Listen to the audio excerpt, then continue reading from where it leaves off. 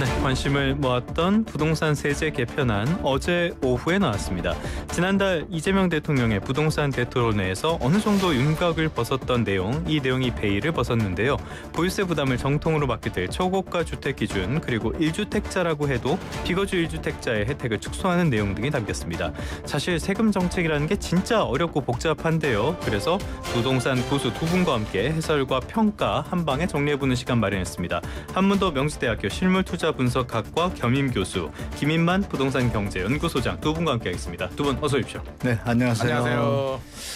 저번에 한 교수님 나오셨을 때 네. 세제 정책이 정말 중요할 거다, 정말 잘 짜서 나와야 된다라고 강조를 많이 해주셨거든요. 예. 어제 나온 걸 보고 일단 한번 총점부터 주고 시작해 볼까요? 10점 만점에 몇 점이나 주시겠습니까? 저는 한 60점 정도. 10점 만점 60점은 아니죠? 10점 만점에 10점 만점에 6점이죠? 예. 그럼 6점입니다. 예. 알겠습니다. 왜 그렇게 6점으로 보시는지. 일단 원래 큰 대명제는 공정과세, 실거주자 위주 중심의 세제 개편이었어요. 예. 그런데 내용을 들여다보면 그런 느낌은 분명히 드는 부분은 존재하는데 지금 앵커님께서 말씀하신 것처럼 뭐 부동산과 연관 없이 표현했었는데 내용을 들여다보면 매물 하여간 비거주자들이 갖고 있는 매물을 전부 팔아라라는 신호입니다. 네. 그러면 왜 60점이 됐냐면 그러면 현재 세입자들이 계실 거 아니에요, 그 안에. 그럼 매매 물건으로 나오게 될 것이고 세입자는 그러면 다른 대체처를 찾아야 되는데 다른 대체처도 임대사업자나 비거주자분들이 갖고 있는 물건이잖아요. 네네. 그분들도 내놓으면 결론은 전세 매물 감소 현상이 좀 본격화될 거고 그럼 본의 아니게 전세 가격이 상승하게 되고 그러면 전세 가격이 올라가서 매매가의 한 70-80%까지 다가서는 범위가 되면 이제 뭐라고 표현할까요? 매수로 전환하는 분들이 생기게 되고 그러면 매수할 때 대출 규제가 있다 보니까 주택 가격이 매물이 나왔음에도 하락하지 않고 중저가 주택 특히 호가가 상승할 수도 있는 부분이 있습니다. 그럼 대출 규제 문제가 등장을 하게 되고 대출 규제를 대통령이 토론회에서 얘기한 것처럼 실수요자는 좀 풀어주라. 근데 이거는 상당히 제가 볼 때 위험한 발언이었어요. 제가 볼 때. 왜냐하면 현재도 LTV가 70%거든요. 네. 그럼 80% 90% 미국처럼 터지자는 얘기인가요? 그건 좀 심사숙고해서 얘기했어야 되는데 네. 그 부분으로 만약에 이어지게 된다면 어떤 일이 벌어질까요? 정말 시장이 완전히 꼬여버립니다. 난장판 되겠죠. 예. 네, 그래서 그 부분을 정부가 차후에 발표하는 공급 대책이나 추가 보완 대책이 나타나지 않는다면 그럴 가능성이 있어서 제가 60점 드린 겁니다. 내용은 너무 좋으나 네. 케어하는 부분. 그러니까 부동산 정책은 항상요. 우리가 저번에도 확인했잖아요. 양도세 중과 유예 종료를 함으로써 매물이 많이 나와서 주택가격이 다 같이 안정될 줄 알았는데 중저가 주택의 대출을 갖다 풀어준 바람에 중저가 주택이 상승을 해버렸잖아요. 네.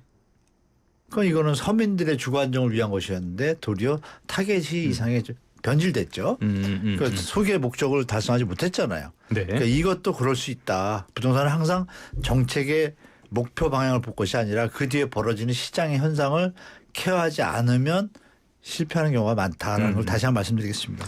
알겠습니다. 후속 대처에 조금 더 포커스를 맞춰주시면서 10점 만점에 6점을 주셨고요. 소장님께서는 일단 10점 만점에 몇 점? 저는 5점. 네. 5점. 5점 드리겠습니다. 방송 전에 잠깐 잡담을 할 때 소장님께서 저한테 너무 짜게 주는 거냐고 아니냐고 말씀하셨었는데 10점 만점에 5점 정도 주셨습니다. 저 이유는 뭘까요? 뭐 일단 담당자들이 열심히 노력을 해서 만들었으니까 네. 저는 고생하신 담당자들 성의를 봐서 5점은 줬고요. 네. 나머지 5점 참여상 같은 건가요? 예. 그렇죠. 참가상, 뭐 성실상 뭐 이런 겁니다. 그런데 이제 나머지 5점 점수 깐 부분에 대해서는 구체적인 내용은 이제 우리가 뒤에서 또 다루겠고 세금 정책을 이제 발표할 때 국민들이 일단 부담이 늘어나잖아요. 뭘 줄어드는 구간도 일부는 있습니다만 이제 조세 저항이 생기는 부분에 대해서 저는 목적이 좀 명확해야 된다라고 보는데요. 네. 내가 내 주머니에서 이제 돈이 더 나가게 되는데 대부분 분들이 목적이 뭐냐, why, 왜 올리지에 대해서 집값을 잡기 위한 건지 아니면 우리가 세수가 부족해서 나라가 돈이 없어서 뭐 세금을 거두겠다는 거지 목적이 저는 명확하지 않고 공정과세 정상화라는 표현을 쓰는데 저는 아직도 공정과 정상화의 뜻을 모르겠습니다. 옛날에는 알았는데 네. 이번에는 세제 개편안에 그러면 지금이 정상화라고 하면 이전 정부 세금이 비정상이었고 문재인 정부 시절이 정상이었다는 건지 또 반대로 해석할 수가 있기 때문에 이거는 좀 헷갈리는 구체적이고 명확하게 알려줘야 되고요. 누구 그러니까 초고가 주택과 비거주 1주택인데 애들에 대해서 왜 부과를 하느냐. 실효세율이 낮으면 하위 구간이 재산세를 올려야 되는데 왜 초고가를 올리는 이유는 뭘까에 대한 구체적인 답이 없었고요. 세 번째는 그래서 세금 어디다 쓸 거냐. 니들 지금 초과세수도 남아도 오는데 우리 주머니를 틀어서 증세를 하면 그 세금을 공공임대나 GTX 조기 개통에 부동산을 위해서 쓰겠다 그러면 또 내는 분들이 또 기꺼이 또 다른 미래 세대를 문제가 위해서 예. 그런 설명은 하나도 없고 종부세는 그냥 교부세잖아요. 지방으로 뿌려버리는데 야 내가 힘들게 번 돈을 이렇게 종부세를 내서 지방으로 뿌려지는데 이거를 더 거둔다고? 거기에 대한 명확한 설명이 없었기 때문에 저는 공정과세 정상화 때문에 점수를 5점 줬습니다. 알겠습니다. 자, 지금까지 우리 역사상으로 봤을 때 개조, 뭐 공정 이런 것들을 얘기했을 때 그 허구성이라든지 이런 것들을 우리가 많이 봤었기 여기까지만 하겠습니다. 자, 그렇다면은 이 자세한 후폭풍과 영향은 2부에서 조금 더 살펴보도록 하고요. 일단 세법이라는 것 자체가 워낙 복잡하기 때문에 두 분의 고수와 함께 전반적인 이 어떻게 바뀌는지 이거부터 한번 살펴보도록 하겠습니다. 핵심 보유세와 양도세로 나눠서 봤을 때 일단 보유세는 높아지는 거죠. 예, 근데 구간별로 좀 틀리죠. 일단 20억 이하 시가로 20억 이하는 별 차이가 없고요. 네. 예전하고 큰 차이가 없고 다만 이제 30억 넘 40억이라고 봐야겠네. 한 42억. 계산해 보니까 한 42억이 나오는데요. 과표 구간이 이제 6억, 12억 이렇게 넘어 있잖아요. 네. 사실 시가로 한 42억, 3억 되면은 이제 세율이 거의 2배, 한 1.3에서 한 2% 정도로 2028년부터는 강력하게 들어가요. 네. 그 위의 구간은 뭐 3%, 4% 누진적인데 이 부분이 이제 초고가 주택에 대한 표현을 뭐 대통령이 토론회에서 30억이냐 40억이냐 막 타겟팅을 했지만 네. 결론은 녹여 들어가지고 43억, 40억대로 일단 맞춘 것 같아요. 타겟을. 40억이네요. 네네. 예.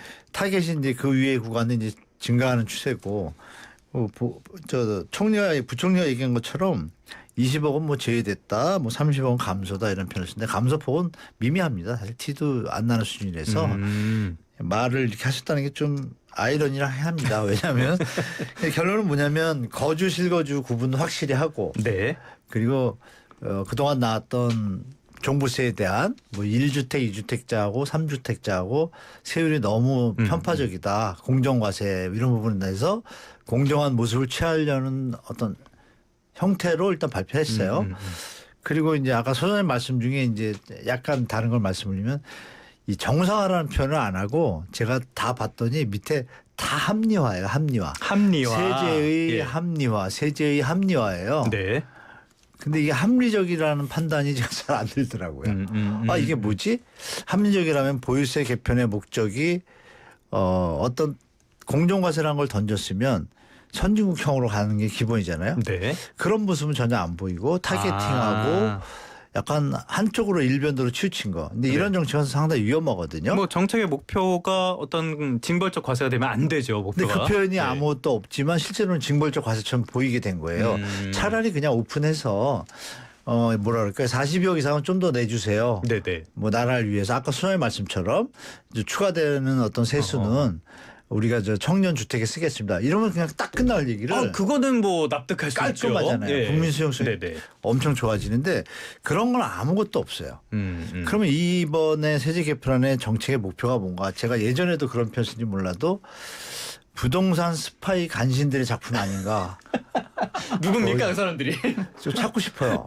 아니고서야 어떻게 이런 대책이 나왔을까라는 의아심이 좀 들어요. 예. 그래서 물론 서민들을 볼 때 뉴스에 액면만 보면 공정과세 그래 부자들 세금 때려야 돼 막 이런 분들 있잖아요. 예. 근데 그게 자칫 잘못하면 세금 때리는 건 좋은데 그게 자꾸 이렇게 갈등을 일으키는 구조로 표현이 나오잖아요. 그러니까 부자들은 좀 더 낸다라는 것을 그냥 다 공유할 수 있는 내용으로 가야 되는데 그리고 서민들도 예를 들어서 자동차세보다 좀 싼 느낌이 들잖아요. 엄밀히 말하면. 그럼 어느 정도 조금 올리고 소장마실 100% 동의해요. GTX를 빨리 놓든지 이런 쪽에 쓴다는 정책 목표가 있어야 되는데 그렇죠. 이유가 명확하다면 목표가 없어요. 목표가. 네. 그래서 60점 아까 드린 거랑 네. 뭐 연결되는 말씀 드리겠습니다. 예. 알겠습니다. 부동산 스파이들. 네. 그러면은 이번에 비거주냐 거주냐 여기에 따라서도 종부세 부담이 차별화가 되잖아요. 네. 그렇다면 전반적으로 봤을 때는 똘똘한 한 채를 겨냥했다 이렇게 봐도 되는 건가요? 똘똘한 한 채가 이제 정부가 말하는 똘똘한 채는 이제 가격이 비싼 집, 네. 엄청 똘똘하네. 예. 엄청 비싼 집은 이제 똘똘한 채라고 보는 것 같고요. 거주하는 집에 대해서 이제 거주는 두 종류가 있어요. 집주인이 거주하는 게 있고 세입자가 거주할 수도 있는데 지금까지는 두 가지 거주를 다 인정을 해준 것 같습니다. 네. 세입자가 거주를 하든 집주인이 거주를 하든 거주를 하게 되면 오케이. 근데 비거주하고 공가로 비워두게 되면 별장처럼 뭐 안 되잖아요. 네. 세율이 높게 적용하는데 이번에는 이제 집주인 거주만 인정을 한 것 같습니다. 그래서 세입자 거주는 인정을 안 하는 이게 네. 이제 비거주라는 의미가 되는데 저는 용어가 틀렸다고 봐요. 집주인이 비거주지 세입자는 거주하고 있거든요. 그렇죠. 근데 예. 역사적으로 이걸 때리게 되면 이제 세입자들이 두들겨 맞게 되는데 그 얘기는 이제 뒤에서 하기로 하고 어떻게든 타겟은 비거주 1주택과 초고가 주택입니다. 세금이 올라가는데 공시가격 그러니까 기준이 이거예요. 집 하나 가지는데 주인이 살고 있어요. 네. 근데 가격이 공시가격 14억 이하예요. 네. 시가 20억 이하는 예. 종부세 대상이 안 됩니다. 이분들은 예. 이제 마음 편안하게 어. 그냥 아예 신경 끄시면 되는데 그러니까 그게 1가구 1주택 기준 공시가가 14억 원이 넘어야지 부과 하고 대상이 된다. 거주도 해야죠. 네. 아, 거주 안 네. 하면 안 돼요. 네. 근데 14억 공시가격 이하고 1주택인데 거주를 안 해. 네. 그러면 공시가격이 기존에는 12억에서 9억으로 뚝 떨어지기 때문에 오히려 세금 부담이 더 늘어납니다. 그리고 전반적으로 보게 되면 공정시장 가입 비율도 이제 결국에는 올라가고 세율도 야 저는 주택 수에서 이제 가액으로 간다는 거 저는 전적으로 찬성하거든요. 네. 전적으로 찬성하는데 이번에 내용을 보니까 그냥 가액으로 한 개를 가서 중과세로 가더만 세율이 그냥 중과세 세율로 가더라고요. 그러니까 전반적으로. 가액 기준으로 가는 거는 좋은데 세율이 다 높아졌다. 지금은 1, 2주택은 0.5에서 2.7%, 네. 3주택 이상은 0.5%까지 가는데 2028년이 되면 이 3주택 기준 세율이 모두 다 적용이 돼요. 그래서 저는 뭐지? 그래서 아이씨 네. 이건 뭐지? 뭐 이런 생각이 일단 들었는데 약간 소금 기분이 드는데요, 전 지금. 그래서 그렇게 네. 정리를 해보면 공정시장 가입비율 올라가죠. 네. 세율도 2028년에는 중과세 세율이 다 적용이 돼요. 1주택자도. 단 거주하는 1주택 20억 이하만 빼고. 네. 그러니까 실질적인 증세가 아닌가라는 생각입니다. 그래서 그 구간 면제 구간 공제 구간에 들어가는 분들만 안도의 네. 한숨을 쉴 수가 있고 나머지 분들은 세부담 상한 또 150에서 200% 늘어나죠. 그래서 모든 구간이 다 늘어난다. 혜택을 주는 건 없습니다. 그리고 다주택자들은 또 9억 공제도 안 해줘요. 네. 4억 공제에 5억을 또 비율로 나누기 때문에 어떤 식으로든 다주택과 비거주 1주택은 세금이 지금보다 더 많이 늘어난다. 공정시장 가입비율 세율 생각해 보면 결국에는 20억 이하에 거주하는 집주인이 거주하는 집만 혜택을 보게 됩니다. 네. 알겠습니다. 이 세금 문제 어렵죠. 잘 들어도 잘 이해가 안 되는 부분들이 있는데 이번에는 보유세 얘기했으니까 양도세를 한번 넘어가 보도록 할게요. 양도세 이거 장기 보유 특별공제 이게 이슈가 됐었는데 이건 없어지는 거죠. 장기 거주 소득공제가 되는데 네, 일단 명칭도 네. 바뀌죠. 뭐가 달라지는 겁니까 이러면? 지금은 이제 이 MB 정부 때 이게 80%로 이걸 좀 시청자분들이 아셔야 될 게 그동안 장기보유 특별공제가 전 세계도 그렇고 한 40에서 50%가 맥시멈입니다. 예. 대한민국이 유난히 MB 때 이걸 80으로 이제 바꿨어요. 바꾸고 박근혜 정부도 이어오고 좀 그 당시에 이제 2008년 글로벌 금융위기 때문에 이제 좀 그런 건데 그때 이제 공정시장 가액 비율도 그때 나온 거예요. 그러면 뭐 보금자리 주택으로 서민 주택을 안정시키면서 또 부자들에 대한 감세는 하나 투 트랙을 잘 썼죠 어떻게 보면 MB가요. 근데 문재인 정부에서 들어와서 보니까 이게 똘똘한 한 채 어떤 분위기가 든단 말이에요. 세금을 많이 깎아주네, 수익률이 높아지네. 그러니까 이제 좀 고가 주택에 몰림이 있으니 쏠림이 있으니까 박근혜 정부 때 쭉 상승하던 주택 가격을 좀 잡기 위해서 던지는 와중에 보유 40% 거주 40% 나눠놔요. 네. 그러니까 이제 40%는 기본적으로 이제 보유만 해도 공제가 되니까 똘똘한 채에 대한 인식이 일단 확실히 바뀌죠. 40% 일단 감면되는구나. 그리고 거주까지 하면 80%. 그래서 똘똘한 채가 이어져 왔죠. 이어져 왔고 이 부분에 대해서 이제 너무 양도 차액 감면이 너무 많다. 이건 좀 똘똘한 한치라는 거에 대한 어떤 국민들의 인식이 이제 부정적인 쪽으로 많이 전환됐잖아요. 그러면서 이번에 이제 바꿔준 건데 그래서 이제 소장님 말씀하신 것처럼 거주로 이제 바뀌는 거예요. 28년부터는 네. 이제 우리가 80%잖아요. 여기서 또 수가 있는데 너무 차익이 많으니까 감면이 너무 많으니까 똘똘한 채로 투자 행위가 벌어진다. 다주택자는 집 팔고 막 똘똘한 채 사고. 뭐 그렇죠. 그러다 보니까 그럼 80%에서 그냥 상식적으로 생각할 때는 아 그럼 한 50% 정도 좀 이해가 된다 이렇게 생각을 통상적으로 할 텐데 상식적으로 막 바뀌었는데 보니까 거주 비거주 개념을 막 쏟아넣는데 결국은 80%는 그대로 있는 거예요. 그러니까 거주자에 대해서는 확실히 주는 거죠. 연 네. 8%에 10년이면 80%. 거주자가.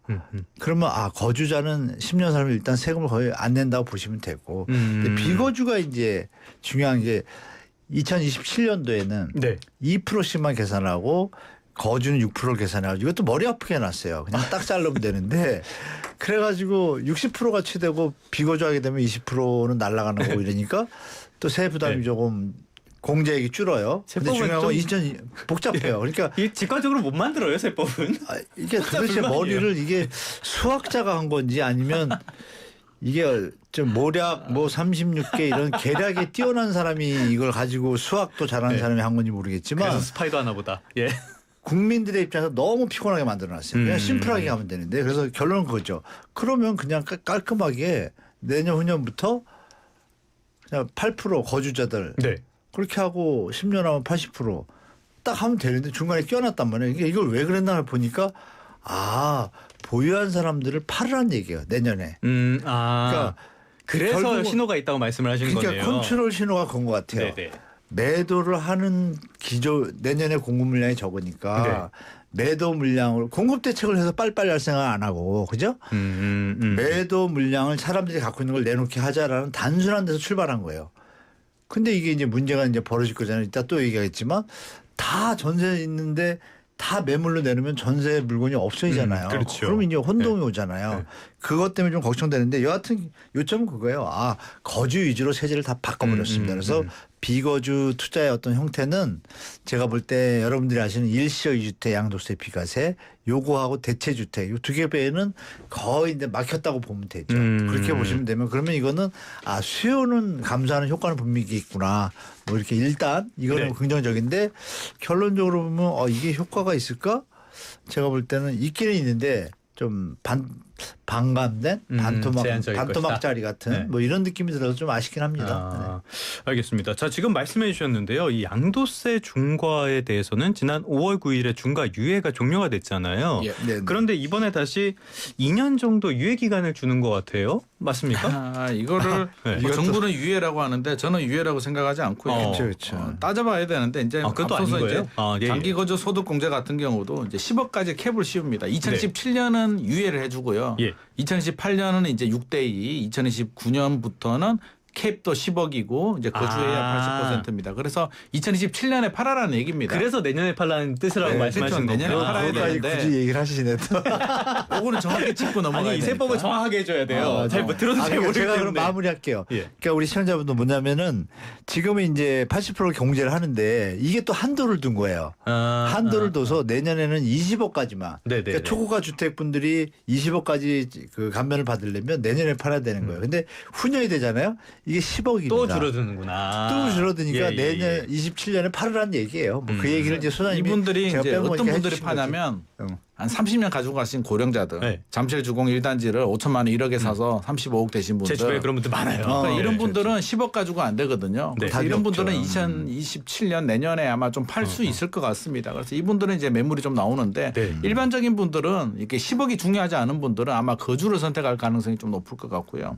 이제 앞서서 중과세 물어보셨는데 제가 왜 효과가 없냐고 하냐면 지금 기본 세율이 6에서 45%예요. 네.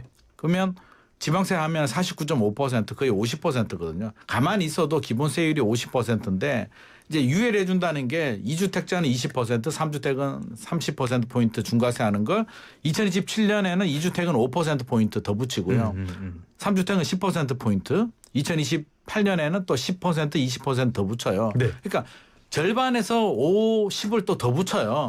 그러니까 제 주변에 물어봐도 사실 절반 내는 것도 큰 용기가 필요하거든요. 10억이 남았는데 네. 5억을 세금 내고 내가 5억을 가져가야 되기 때문에 용기가 필요한데 차라리 유예를 해주려면 화끈하게 좀 유예를 해주던가 꼬리표를 좀 떼줘야 되는데 50 이거는 나 왜 붙였는지 이게 꼬리를 너무 좋아해. 그리고 양도세 기본공제도 저는 이거 웬일이야 싶었거든요. 네네네. 250만 원을 2,500만 원을 늘려준다 이게. 네. 이게 거의 한 30여 년 만에 늘어나는 거거든요.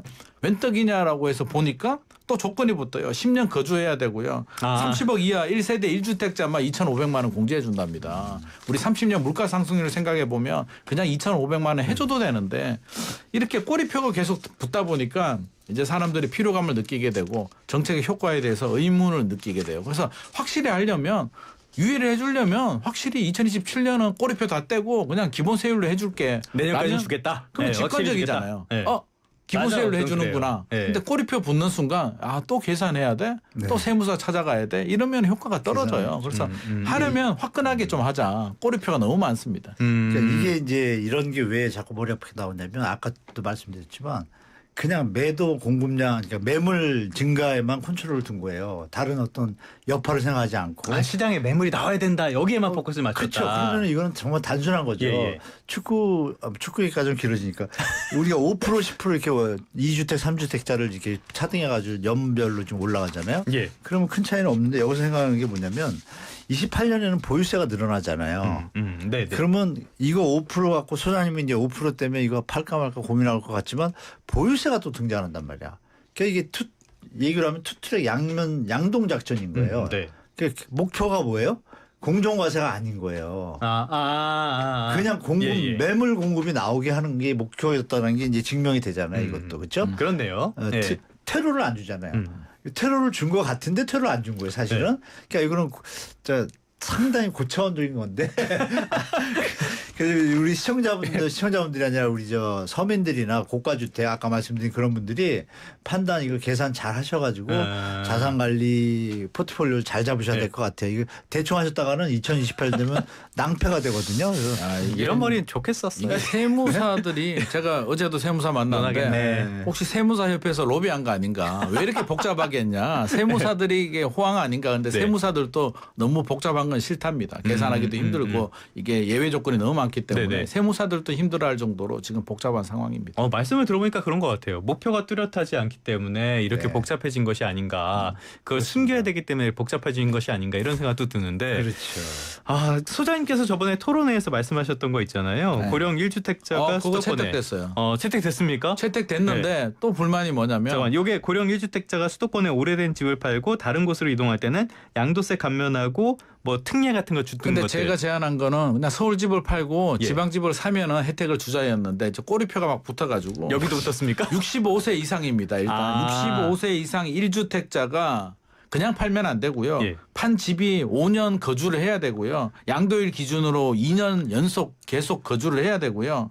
비수도권으로 가면 2027년에는 50%인데 한도가 또 5억으로 붙습니다. 그거 주려면 그냥 시원하게 주지. 내 말이. 그냥 시원하게.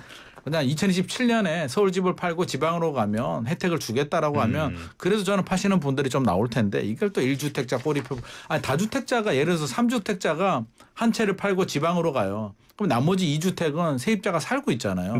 그러면 너가 세제 혜택 받았으니까 세입자한테는 10년 동안 전세금 올리지 마라라고 하면 세입자도 좋고 팔고 지방에 가면 지방 활성화도 되고 양도세 감면 받아서 뭐 하겠어요. 소고기 사 먹고 차도 바꾸고 하겠죠. 내수 경제에도 좋은데 왜 꼭 국가가 이렇게 어떻게든 안 해주고 싶어서 꼬리표를 다는지. 그러니까 효과가 떨어지죠. 아유 복잡해서 나 안 할래. 이렇게 돼버리기 때문에 저는 줄 때는 화끈하게 주자. 저는 개인적으로 소장님한테 불만인 게 이거를 좋은 뜻으로 얘기하셨잖아요. 근데 사실 65세 이상 70세 이 부분은 그 인구 감소 지역에 대해서 있었어요. 기본적으로 틀은.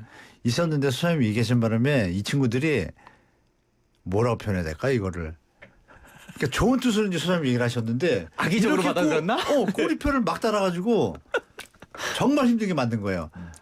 소장님 차라리 안 하셨으면 뭐 그런 제가 볼 때는 이렇게 연결고리가 뭐냐면 장기보유 특별공제 10억 공제가 고령자들이 팔잖아요. 네. 서울에 강남에 집 한 채 팔고 집 안 가라는 의미에서 패키지로 이렇게 만들지 않았나 싶은데 효과 측면에서 보면 이거 서울 집을 팔고 이렇게 지방으로 가면 꼬여버렸어요, 이거. 와이프한테 이것마저도. 네네. 알겠습니다. 자, 그럼 하나만 더 여쭤보고 1분 여기서 마무리하려고 그러는데, 자, 좋습니다. 말씀하신 것처럼 이제 집을 빨리 팔아라, 내년까지 네. 팔아라라는 신호를 명확하게 줬다고 쳐요. 네. 그런데 지금 토호제로 묶여 있잖아요. 네. 수도권 곳곳이. 네네. 뭐 이거 맹점 아니에요? 거래가 안 되는데. 그러니까 제가 아까 말씀드렸잖아요. 모든 부동산 정책이든 정책은 네. 뒤에 벌어질 일에 대해서 대비를 하고서 잡아야 되는데 네. 도대체 왜 이렇게 한지가 지금 말씀하시는 내용이 나오잖아요. 이게 걸리는 게 이것뿐이 아니라요. 제가 저희 개인 유튜브에서도 오늘 제가 밤새서 다 터득해가지고 네. 벌어질 일 예. 앞으로 거기에 거기에 대한 대비가 돼 있느냐 일단 없잖아요. 그럼 내일 구독하고 보면 됩니까? 뭐 구독을 안 하셔도 되는데 하여간 저뿐이 아니라 다른 분도 준비하실 거예요. 벌어질 일을 대비를 해야 되잖아요. 그래서 저는 개인적으로 정부 관계자나 이런 분들한테 이거 좀 대비책을 만들어 주십시오 하고 던질 텐데 지금 이제 앵커님 말씀하신 부분이 겹치기 시작하는 거예요. 여기서부터 이제 대출 액수도 걸리기 시작하고 예. 그러니까 이것들을 갖다 뭐 이것만 우리가 하나하나 짚어보면 사례마다 다 상황이 달라지거든요. 이게 또 뭐 임차인 기간도 있잖아요. 네. 임차인 좀 살아. 근데 팔아야겠어. 안 나간다고 이런 거 있잖아요. 이 날짜도 맞춰야 되고 그러면 사는 사람은 지금 6개월 내 전입 조건에 대출해 주는데 예. 그나마 양도세 자주택 이게 머리 아프시 하잖아요. 다주택자 중과 유예 중일 때는 세입자 기간을 인정하는 걸로 그나마 넘어갔어요. 전 이미 좀 낙제되려 그래요 지금. 그래서 낙오하고 있어요. 그것도 제가 어디서 막 얘기했더니 그나마 네. 뒤늦게 한 건데 아니 왜 바깥에서 본 전문가들의 얘기를 듣고 그때서야 대책을 잡냐고요. 그렇지. 그건 말이 안 되죠. 미리 네. 해놔도 네. 구멍이 날 수 있는 정책인데 그래서 이 부분은 답변은 제가 이렇게 말씀드리겠습니다. 제가 답하고 나서 다시 한번 불러주시면 네. 쫙 나열해서 이거 포함해서 알겠습니다. 답변을 정확하게 네. 드리도록 하겠습니다. 그렇다면은 들으시는 분들 한 교수님 유튜브는 구독하실 필요는 없다고 하시는데 저희 경제 라디오 채널은 구독을 해주시면 감사하겠습니다. 맞습니다. 네. 네, 잠시 쉬었다가요. 2부에서는 평가 조금 더 나눠보도록 하겠습니다.